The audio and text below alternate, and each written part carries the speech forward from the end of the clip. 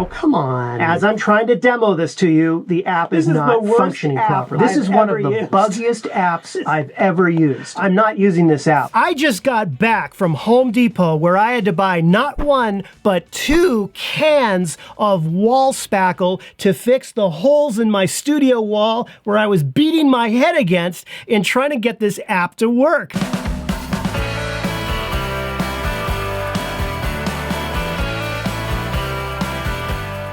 Hi everyone, welcome to Pal to Tech. Today we are talking about Fujifilm's brand new X app. I'll show you how to set it up properly. We will go over using all of its features. And be sure to stick around toward the end of this video as I do have some important tips and some issues I found that you should be aware of. As of the date of this video, the new Fujifilm X app is free and it works on all of the following devices: iPhones running iOS version 13 and later, iPads running iPadOS version 13 and later, and Android devices running Android 11 and later. As far as cameras are concerned, the app will work with all of these Fujifilm X and GFX series cameras. If you don't have a supported device or a camera, you will need to use the older Fujifilm Camera Remote app. I do have a comprehensive review of that older app on this channel as well. So the question of the day, is the new Fujifilm X app any good? Overall, yes it is. Very good. But there's a few important things that I think you need to know. This is going to be a longer than usual video, but please stick with me as we are going to unpack the whole thing. You install the app either from the App Store or Google Play. Once installed, choose your country, agree to the terms of service, and then you decide if you want to share usage info. If you say no to both of these, by the way, it won't affect the functionality of the app. Next, you're going to need to make sure that the app has access to the following 4 features on your device: Bluetooth, photos, location, and notifications. For photos, I recommend allowing access to all photos on your device. For Bluetooth, make sure that you allow that. On either iPhone or iPad, click OK if you see this message. On Android, allow it to connect to nearby devices. Also, if you have an iPhone, before you get started using the app at all, I would swipe down diagonally from the right corner of the phone to verify that you have Bluetooth enabled. The icon should be highlighted in blue. Next is location information, and the Fujifilm X app will not connect to your camera at all unless it can access your precise location on your device. Not only that, but it must be set to both always share and share precise location. This means that the app can access your location information even if you're using a completely different app and your Fujifilm app is closed and just running in the background. Let's return to this topic at the end of the video where I definitely have some opinions on this. Once you enable notifications, which I do recommend doing with this app, you're all finished with setup. The app has 5 primary sections: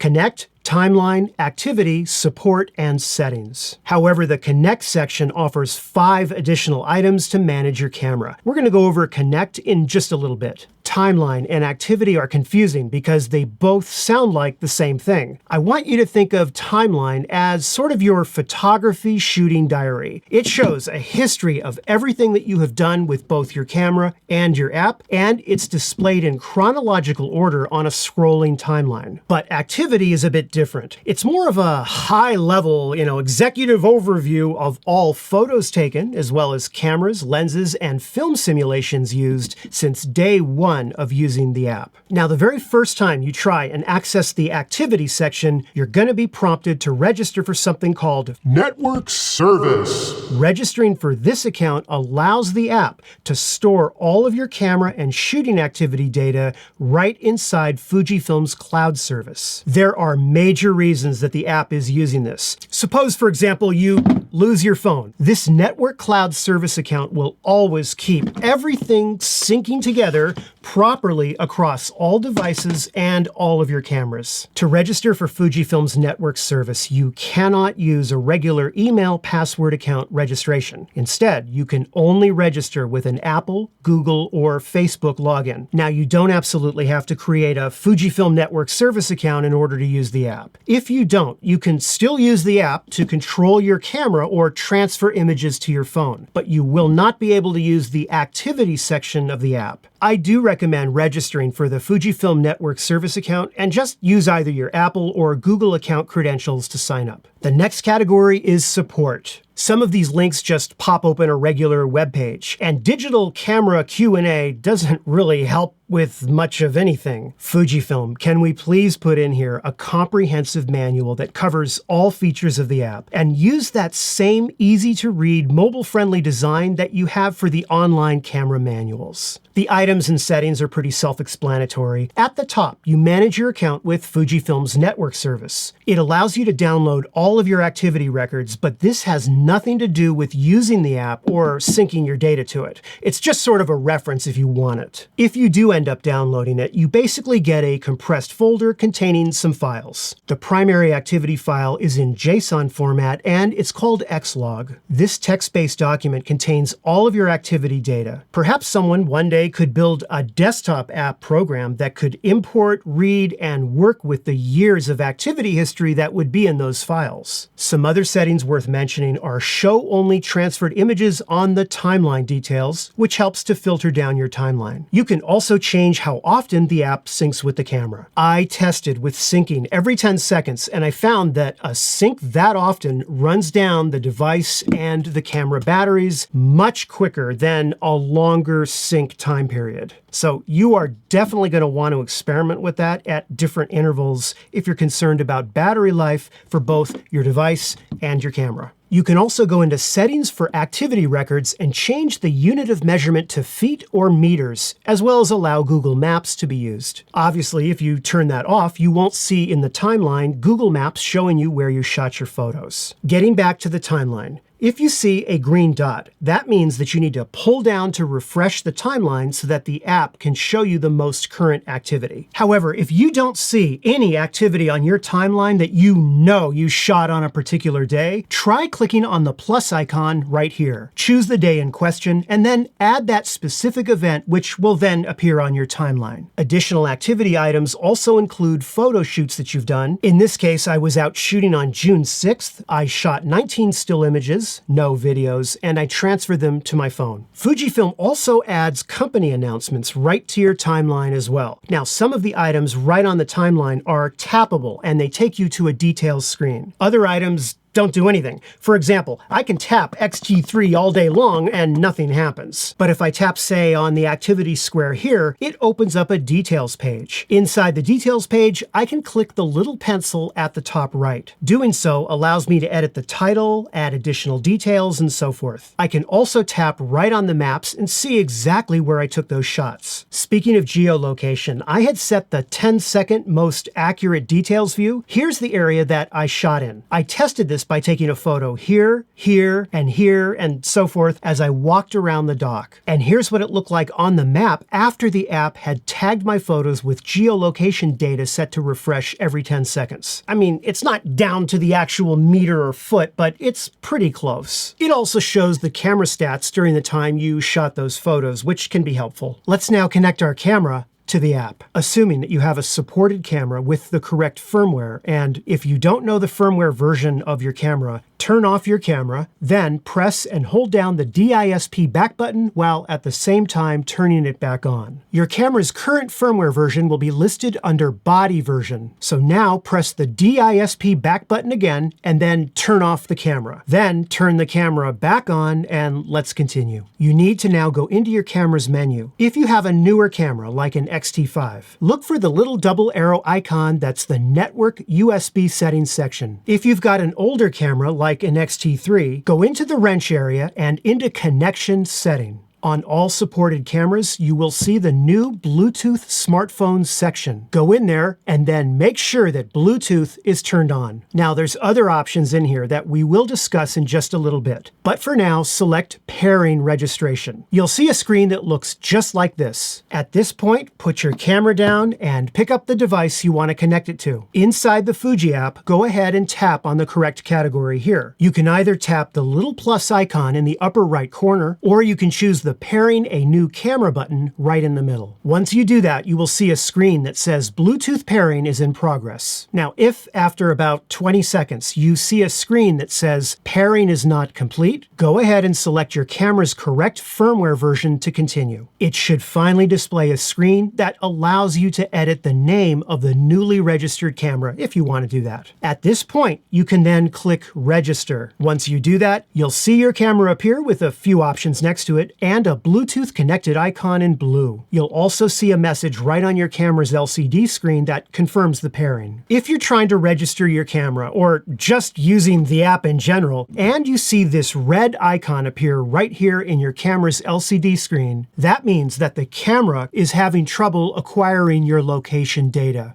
Make sure that you have Bluetooth enabled on your device and then try reconnecting. Also, if you're still having trouble, make sure you see some of my tips toward the end of this video. Assuming that you now see your camera registered in the app, notice that there's 3 dots right in the upper right corner. Those allow you to modify how a specific registered camera interacts with the app. In this case, I've registered an X-T5, and here I've registered an X-T3. Each camera has their own unique set of settings. Again, to access them, you tap the 3 little dots right next to the specific camera that you want to edit. Once you do that, inside that area, you can set image resize when transferring. I'll explain the details of that once we talk about transferring photos later on. For activity records, you can specify very specific types of activity that you want to have the app record and keep track of. I recommend when you're first starting out, just set them all. You can always change them later on. And if you notice that your timeline is getting too cluttered with redundant or too much information, this is where you go to fix that. For example, if you constantly see lens after lens cluttering your timeline, you can just turn off the app from collecting lens information from that specific camera. Now, you want to keep transfer in background on unless you have a good reason to turn it off. This way, the camera will automatically transfer the shooting and photo information to the app. You can also change the name of the camera and turn on location sync. At the bottom is an option where you can update the firmware. And by the way, just as an FYI, many of these same options, they appear inside the Bluetooth smartphone section of your camera's menu. If you want to use the app on more than one device, for example, you have an iPhone and an iPad, then you're going to need to repeat the camera connection setup that we just went through for every single mobile device that you would want to use. Let's now move on to actually shooting and then tracking your activity using the app. And to get you set up for success with this, let's return to the Bluetooth smartphone section of your camera's menu. If you're using the Fuji app on multiple devices, say an Android and an iPhone, you need to be sure that you have selected the correct pairing destination before you go out on your shoot. If you don't do that, the camera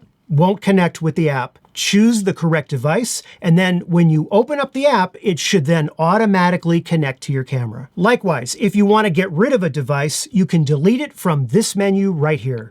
Auto image transfer is a big one. This means that you want all of the images that you are out and about taking with your camera to be given a transfer order. Basically, you are telling the app that you want to transfer a copy of each image that you have been taking with your camera over to your device automatically. Something very important to note: the Fujifilm app will not allow you to transfer RAW files. Only images in JPEG and HEIF format. You can specify the format you want to use by going into this menu right here. Now, for some people, I realize not being able to transfer RAW files is a significant limitation of this app, so hopefully Fujifilm will add this feature in the future. The next item, smartphone location sync, I recommend leaving on if you want location information added to the EXIF data of all your photos. The app uses your device's geolocation tracking features, and then it syncs that and writes that information out to your photo's EXIF data. Image transfer while power off. If you set this to on, that means that even if you turn off your camera, it will still continue to transfer your photos to the app. Of course, this assumes that you have a battery in the camera. If you're just getting started in using the app, try setting this to on and see if it works okay with your workflow. You can always turn it off later on. Speaking of which, I will tell you that your camera's batteries will definitely take a hit when you're using the app and constantly transferring each photo. I noticed that this camera's battery lasted maybe 3/4 as long as it normally did without the app connected.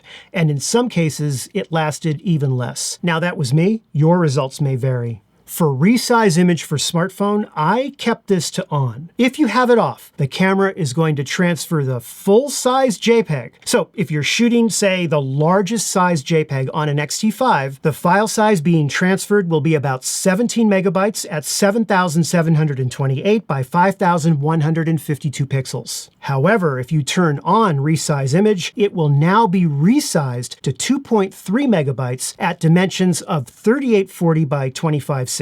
This resize option is also available to you in the settings in the app when you're transferring photos. So basically at this point, you're now out shooting and your camera is constantly syncing all of the details about your photos, your lenses, your settings, and so forth with the app. But suppose the battery in your phone dies, or let's say that it slips out of your pocket and falls in a lake, and you didn't notice because you were out so engrossed taking photos. Maybe you shoot another 100 photos, and then when you return home, you realize you don't have your phone anymore. So you go out and you buy another phone. So now with your new phone again, you install the Fuji X app and you register the same camera again. But what about all those photos that you shot that are still on the SD card, right? That's in your camera. Basically all of the activity that occurred between the time you lost your original phone and right now when you installed another copy of the Fuji app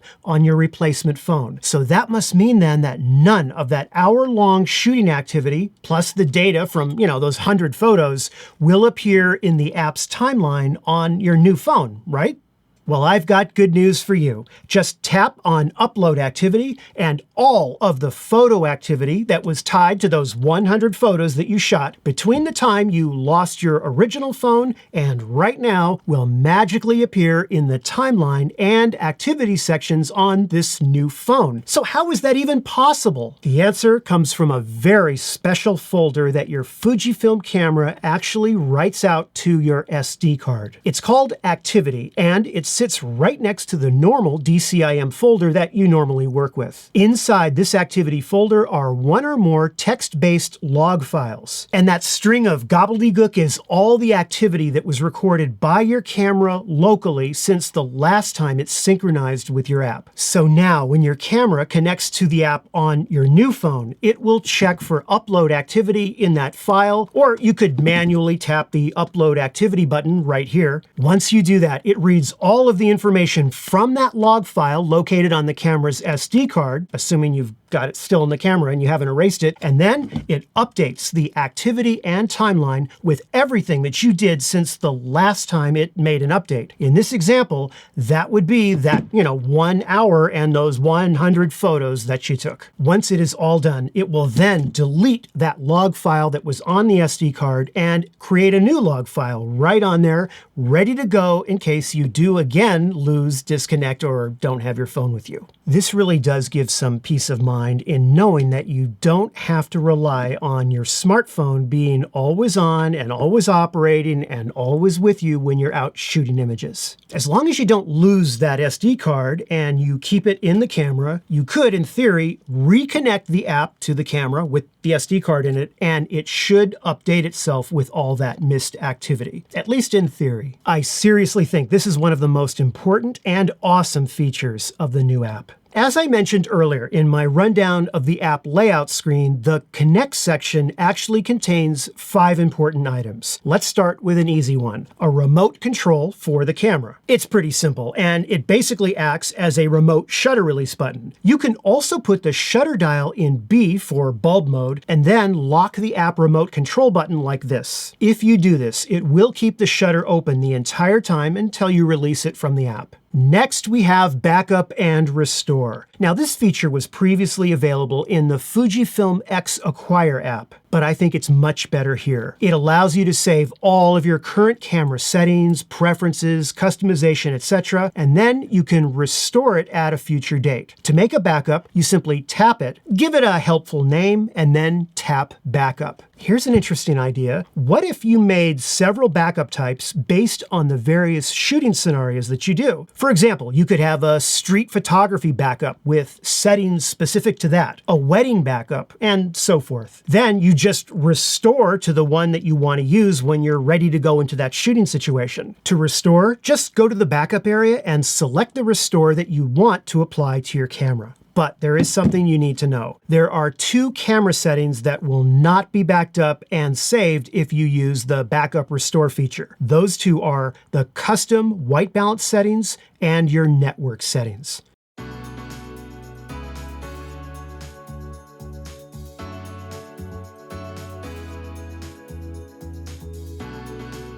So our final two items here are fairly significant, and both are located in the Image Acquisition Photography section. When you click on Image Acquisition Photography, it'll use the camera's own built-in Wi-Fi because that is needed by the last two items. And this is why you'll probably get a pop-up message asking you to join your camera's Wi-Fi network. This network is not coming from your home or office router. It is coming straight from your camera. Once it connects, several things will happen. First, you will see two icons that appear at the top, and they represent the final two items of the app: photo and video transfer, as well as live view shooting. Second, your camera is now kind of in this weird trance, almost as if it's being hypnotized. This is basically now a tethering mode, meaning that the LCD screen on the back of the camera is now off, and you cannot use any of the camera's buttons, including the shutter release button. And so you need to do everything from this point forward from within the app. And just FYI, to get the camera out of zombie mode and return to normal, you need to tap on the little white top left arrow right here. You'll then be taken back to the main menu of the app, and your camera will now operate normally. The first item allows you to browse all the photos and videos stored on your SD cards in the camera. You can tap the slot number to switch between the two slots if you have a dual slot camera. Remember that the app will only show you JPEG or HEIF files. If you don't see any photos there, make sure that you have set up your image quality in your camera's menu to shoot in either JPEG or, better yet, RAW plus JPEG. Assuming that you are shooting both RAW and JPEG, another option you could do is to make sure that your camera is saving the RAW files to one SD card and the JPEGs to another. Then in the app, if you still don't see your photos there, tap the other SD card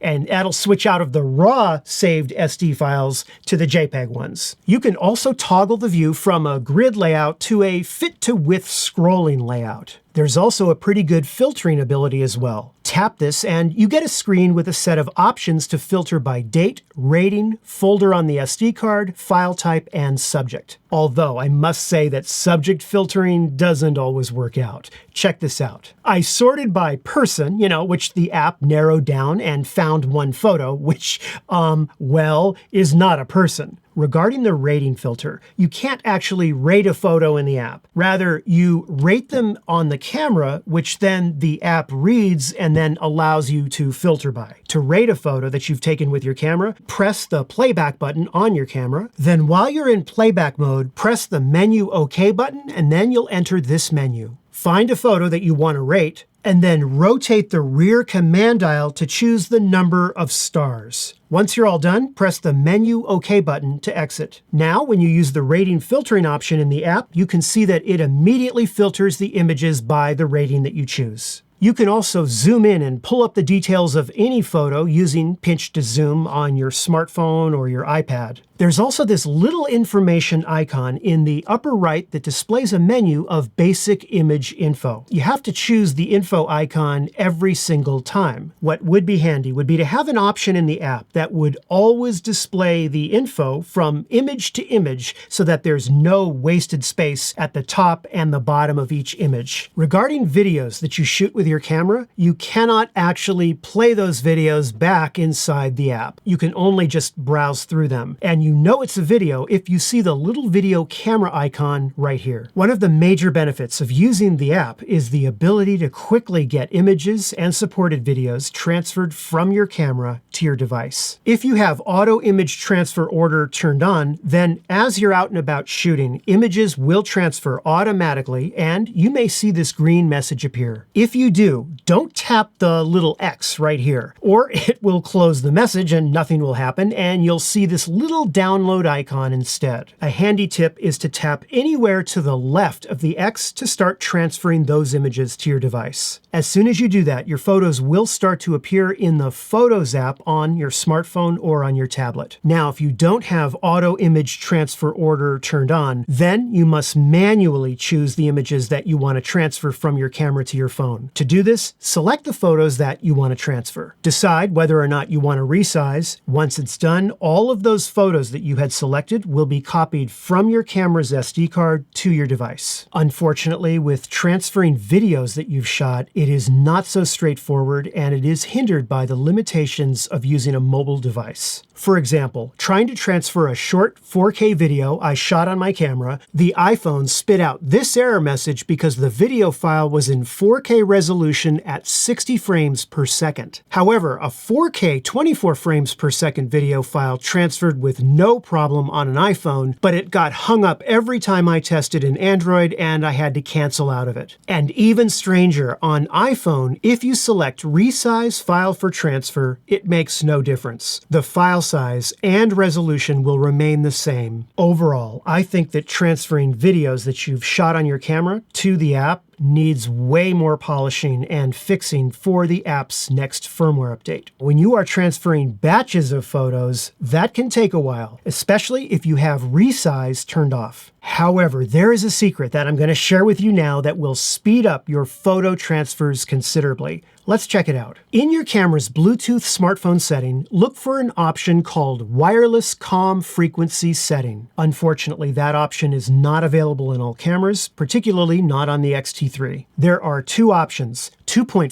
gigahertz and 5 gigahertz. Set it to 5 gigahertz because this is a much faster Wi-Fi speed for transferring photos. Now, the range on 5 gigahertz is not as good as 2.4 gigahertz. But so what? If you have your camera right next to your phone, then that shouldn't matter. Let me now show you what a difference it actually makes. So in this test, I first set wireless comm frequency setting on the camera to 2.4 gigahertz. Then I connected the camera to the app and I selected 6 photos to transfer to my smartphone. I turned off resize so that I would be copying over the largest JPEG file sizes available on the X-T5. And finally, I started the timer and the transfer at the same time. It took 2 minutes and 35 seconds to transfer 6 photos in full-size JPEG format. Next, I set the camera to 5 gigahertz, and once connected, I selected the exact same 6 photos, turned off resize, and then started the transfer. The final result? It only took 1 minute and 22 seconds. Basically, that is half the time. Now, here's a hack if you want to quickly copy some photos from a different SD card to your phone. In this example, I'm looking for an older SD card that still has some photos I shot on it. I put it in the X-T5, and bingo, the images appear in the Image Acquisition Photography section. I can then copy over all of the ones that I like to my smartphone or my iPad. This is a great way to pull a few photos from a shoot that you're doing that are on another SD card,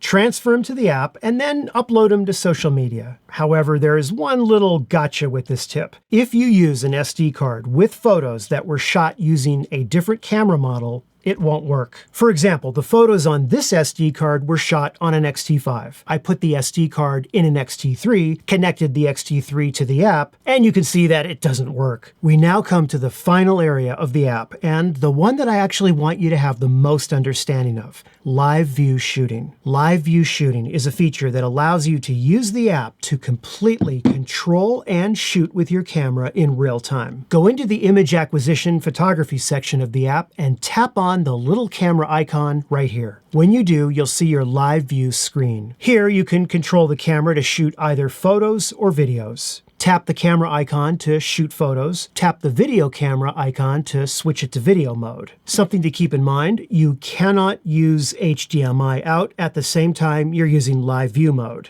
you'll get this error. When you are shooting stills using live view shooting on the app, you can set shutter speed, exposure compensation, f-stop, ISO, film simulation, and white balance. White balance is a bit limited because you cannot set a custom white balance using a gray card, and you don't have an option to adjust the Kelvin temperature. You can also turn the flash on or off, as well as use the camera's self-timer. Regarding focusing, the camera allows you to tap the screen to set focus, but that will only work when shooting stills. You cannot tap the screen to set focus at all in video mode. The app just takes over and it autofocuses on its own. In addition, even when you are shooting stills, the app is limited to single point autofocus only. For example, even if you have your focus area set to, say, zone, and then you connect your camera to the app, it will still only show up as single point in the app. Also, there is no continuous autofocus mode. Even if you set your autofocus mode to C, when you connect the camera to the app, it is just going to be AFS with single point. And here's another thing you should know. If you have your camera set to M for manual focus mode, then you connect your camera to the app and you go into live shooting mode. If you are in stills mode, you cannot focus at all. You won't get any tap to focus point. However, if you are in movie mode, then the app will still autofocus. The problem, dear viewer, is that not only can you not focus the camera with the app, but the app won't recognize it if you are rotating the manual focus ring on your lens. If you happen to have an X-T5 or an X-T4 or any Fujifilm camera that has a stills movie mode dial, you don't need to worry about it. And that's because the app will allow you to shoot video even if your dial is in stills, and you can shoot stills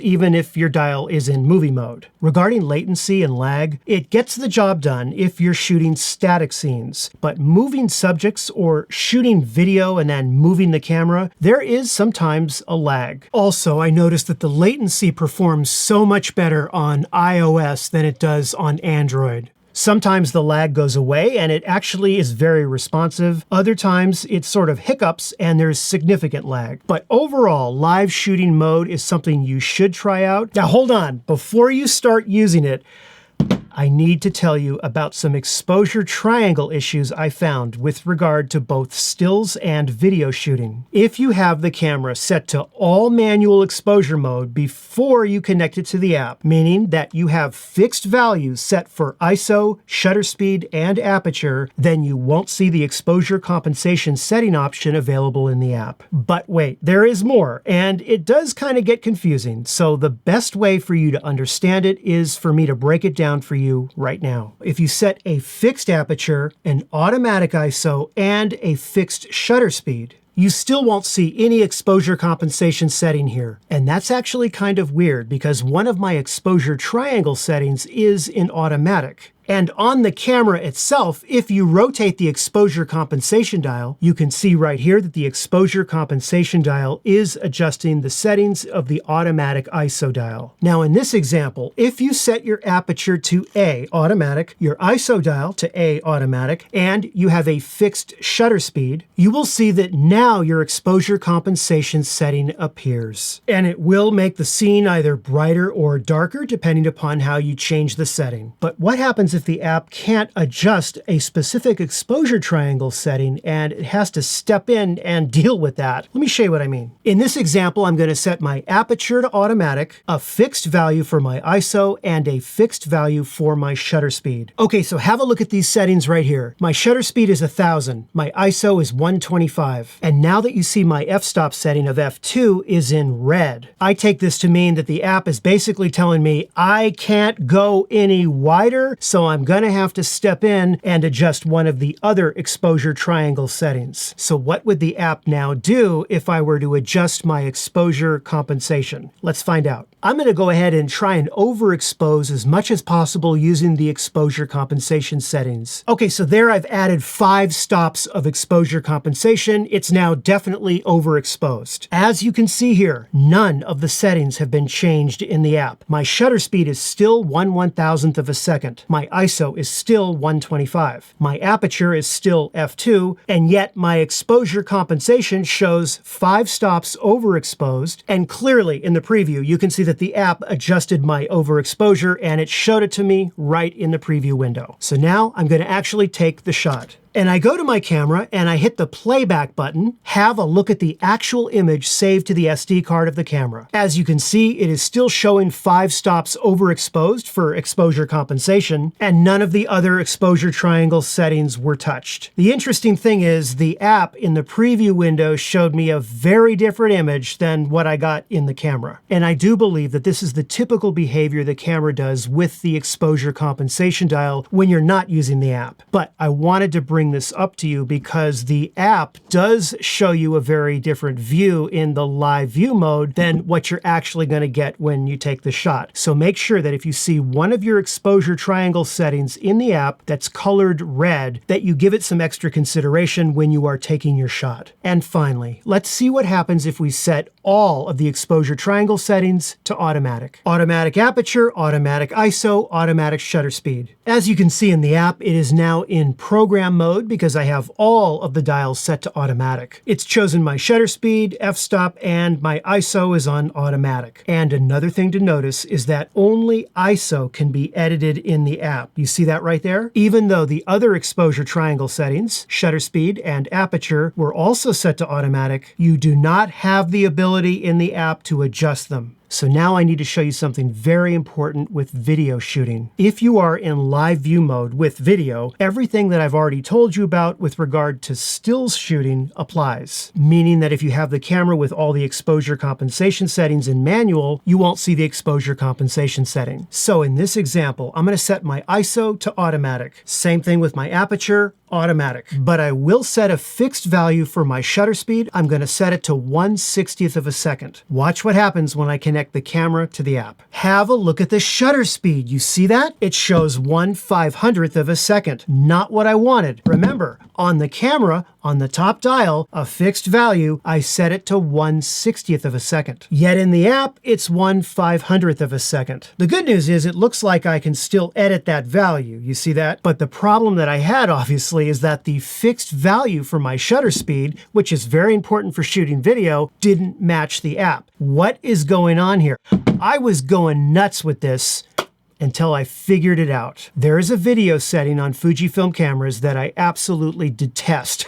A lot of people like it. I am not one of those people. It's located in the little camera icon right at the bottom here called Movie Optimized Control. On the X-T3, it's called Movie Silent Control. Now on a default setting of the camera where you've got all the touchscreen stuff enabled, you can see the little icon right here. You see that? And if you tap it, there it is right there. You see that? Shutter speed, 1/500th of a second, exactly what the app was using. However, if I go into the camera and I turn it off, and then I reconnect the camera back to the app, have a look at this. There it is, the correct shutter speed that matches what I put on the top dial. So the bottom line with this is that the app will prioritize the settings in movie optimized mode. And if you don't want that to happen, then you need to turn it off just like I showed you. By far, the biggest surprise I discovered in using this app for video shooting is that you cannot set the frame rate, the resolution, the bit rate, or anything else regarding the video quality. In fact, when you are using live view mode with this app and you're using it to shoot video, you only get 1080p 30 frames per second. No 4K, no 6K, nothing else. I was actually pretty surprised by that because even if I had my X-T5 set to 4K, 24 frames per second, and I wanted 360 megabits per second bit rate, what I got when I started shooting using live view mode on the app was 1080p, 30 frames a second at 94 megabits per second. And just to be clear, that is not because I transferred a video file from the camera to the app and it got compressed or reduced. What I'm talking about was what I ended up with on the SD card in the camera. I wanted to create this little section right here where I share with you a few of what I think are very important items to know when you're using the app. Tip number 1, and it's kind of funny, but Be patient. When you tap Upload Activity and the app starts to receive the activity records, it will take it a few minutes for those to appear in your timeline and activity section. Even if you pull to refresh constantly, that will not automatically make them suddenly appear. What you need to do is be patient. Give it a few minutes, and Fujifilm's cloud servers will sync everything together back with the app on your device. Number 2, make sure that you have the correct firmware and a compatible camera. Do this before you even install the app or run it for the first time. Number 3, check the correct pairing destination. I went over this earlier in the video, but it bears repeating. If you have multiple devices connected to your camera, right, that the app is using, you need to go into your camera's menu, into Bluetooth smartphone settings, and make sure you choose the correct device. In this case, I'll choose iPhone because that's the device I want to currently connect to the camera. Number 4, and this one also has to do with being unable to connect to the app. If you have touchscreen settings set to on, just like this, you'll notice that you have this icon right here where you can tap to autofocus. If you end up, say, accidentally tapping the screen like that, and now you have enabled it, you see how it's green right there? If you go to try and connect it, you will see this message right here. If it's set that way, you will be unable in the app to get into image acquisition photography. Number 5, if you want your camera to constantly be transferring images to your app, make sure that you go into your camera's menu and set auto image transfer order. But be careful with this if you're concerned about battery life. If it's not a problem for you, then I also recommend that you set image transfer while power off to on. With both these two settings, you have really prioritized getting images off your camera and onto the app automatically behind the scenes without you having to think about it too much. Tip number 6, set Wi-Fi on the camera to 5 gigahertz. As I demonstrated for you in the video earlier, it will cut the time in half for the camera to transfer photos to your device. Next tip, if you see a warning message that appears telling you that your Wi-Fi is not connected to the internet, make sure that you tap Keep Trying Wi-Fi. My next tip has to do with not being able to see photos when you go into image acquisition photography. If you go in there and you tap on your SD card and no photos appear, there could be 2 reasons for this. The first is that you didn't shoot any JPEGs at all and you only were shooting raw images only. In that case, you're out of luck, and you'll have to move forward then with either shooting in JPEG or, much better, shooting JPEG and RAW. And the second reason you may not see it, and I guarantee you this will trip up a number of people, if you have your camera set to shoot both JPEG and RAW, and you also have your save data setup, card slot setting set to separate, meaning that your camera is sending your RAW files to your SD card in slot 1 and your JPEG files to your SD card in slot 2. The problem is when you first open up the app defaults to slot 1 where your RAW files are. And unless you know to tap that little number 2 up there, you won't see them there and you'll think that they just are gone and don't exist. I made a big deal about my next tip earlier on in the video, but I need to mention it again. You need to check if movie optimized control is either on or off before you connect your camera to live view shooting mode on the app, because the app will use the settings that you made in movie optimized control mode over what you had set on the dials, and that can cause a lot of confusion. Another tip also when you're in live view mode is to remember that exposure compensation, that setting, that will only show if you have at least one of the dials on the camera in A for automatic, except for ISO. I know that's weird.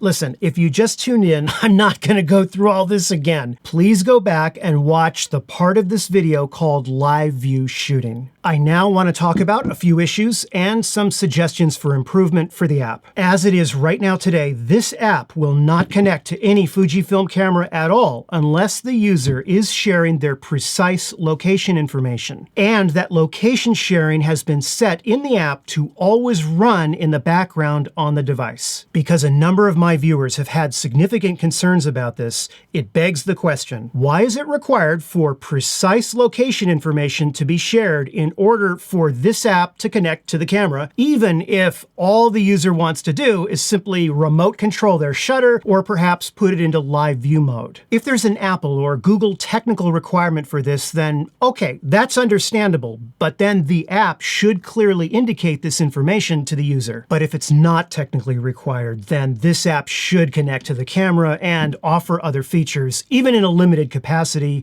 if the user does decide to keep location sharing turned off. Obviously, geotagging wouldn't work, but what about live view shooting and simply controlling your camera from the device? My next main item concerns video. I must recommend that future versions of the Fujifilm app allow saving of a video's original frame rate, bit rate, and resolution to the camera's SD card if that video was shot using the app's live view mode. As far as the app's features and future improvements are concerned, I have already covered a number of suggestions already. Here's a few more. Definitely a histogram is needed for the live shooting view. It would also be nice to have the ability to select all the photos at once instead of having to tap, tap, tap, and then transfer them over. Kind of like a select all. Another feature that I would love to see added is an AFC, continual autofocus function in the app's live view mode. And perhaps we could have features like customizing the size of the JPEG files that are being transferred from the app to the phone. Heck, it would even be nice to have a dark mode option for the app, especially for photographers who shoot at night, indoors, or in low light situations. And finally, let's not leave out larger screens like iPads. It would be great if the app would adjust accordingly if the user rotates the device to landscape mode. So overall, big picture here, I do think that Fujifilm gave us a great app. I know that Fujifilm has made apps before, but this really does feel like a brand new approach. The labels and the icons are easy to see and use. The overall organization and layout of the app was extremely well implemented. Installing the new app and connecting to it, I loved how the app would guide the user through setting up Wi-Fi and Bluetooth properly. I also found that the connection reliability of this app was much more reliable, and that backup activity log file that I mentioned earlier that is, stored on your SD card, that was a brilliant idea. I really hope that Fujifilm will take note of user feedback and continue to improve upon this excellent app in the months to come. Well, if you have made it this far into the video, I must say thank you so much for watching. I hope you found the video helpful, or at least entertaining. And if you did, be sure to give it the like and subscribe. I will see you again in a new video very soon. Take care. Okay, I think we're done. It is check this out. Look at what time it is. Look at the time. Oh man. I have worked harder on this video than in all the videos I have done in the past year combined. Man, that's it. No more app stuff. I'm sick of it. No more app stuff.